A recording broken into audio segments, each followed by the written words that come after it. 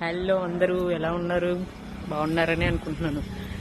ఈ రోజు అయితే వెదరు చలి కుమ్మేస్తుంది మార్నింగ్ నుంచి కూడా. చూసారా మొత్తం రైనీగా గాలేస్తూ ఎలా ఉందో. ఇవాళ నేను ఒకటి చూపించాలి మీకు. అవి నేను చూపించాలనుకున్నవి ఎక్స్ప్లెయిన్ చేస్తా ఇప్పుడు. మరి ఇది అరిసె అంటారు. తినే అరిసె కాదండి, పిడక అరిసె.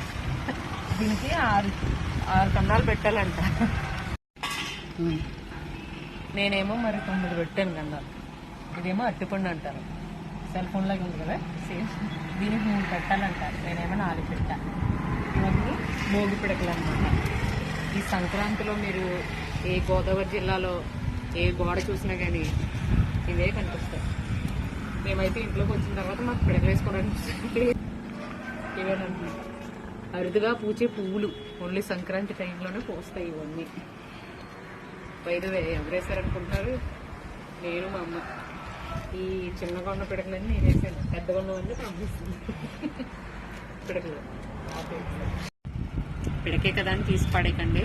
దీనిలో ఎంత యూజ్ ఉందంటే, మీరు ఈ గాలి పీలుస్తే రోజు ఒక పిడక అండ్ కొంచెం ఆవుని వేసి ఇంట్లో పొగ పెట్టారంటే, భోపాల్ గ్యాస్ టైంలో మీకు తెలుసు కదా ఆ గ్యాస్ ఎంత ఇష్యూ రైజ్ చేసిందో.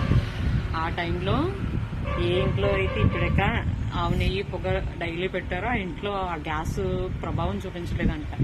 మరి అంత మంచి చూడండి, మన చుట్టుపక్కల రిసోర్స్ ఉన్నా కానీ. సో మరి చుట్టూ ఉన్న రిసోర్సెస్లో ఇంత యూజ్ ఉందన్నమాట. మరి యూజ్ చేసుకోండి ఇక్కడ నుండి అయినా.